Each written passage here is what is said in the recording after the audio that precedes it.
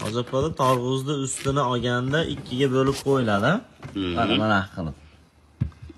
Shu nimaga ikkiga bo'linadi? Payg'ambarimiz Rasululloh sallallohu alayhi vasallam dehqonlarni qo'lini o'pgan ekan. Aha. Uni endi Abu Talib bilan Abu Lahab ikkalasiga bu yerda endi hali ashpayatda ham sotuvchilar bo'lgan. Ha. O'sha sotuvchilar borib hali dehqonning qo'lini o'pib, tarvuzni ham mana atrofini mashna qilib o'pyapti, mana qilib endi buni. Rahmat senga deb qo'lini o'pib, ashna qilyapti. Desa uni endi sotib olib borishibdi endi.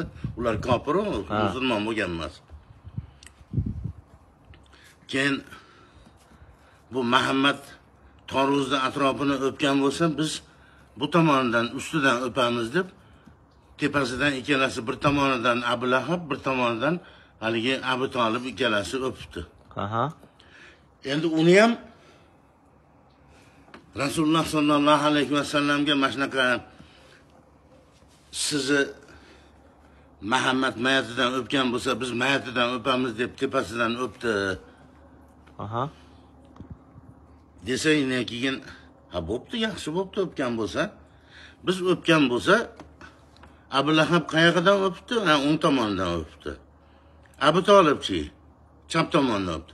O'pgan bo'lsa, biz mana shunday qilib o'rtasidan bo'lamiz-da, tepasini o'pgan joyini zaharini olib tashlaymiz deb, yana ashpayatdan sunnat bo'lib qolgan ekan, tepasini olishlik. Hali ko'p odamlar uni tushunmasdan kitobda o'qimagan, boshqa qilmagan, haligi molga beramiz bu tepa tomonini. Bu yerda hech qanaqa nimasi yo'q. Yeyishga osonroq bo'ladi. Yeyishga osonroq bo'ladi deydi.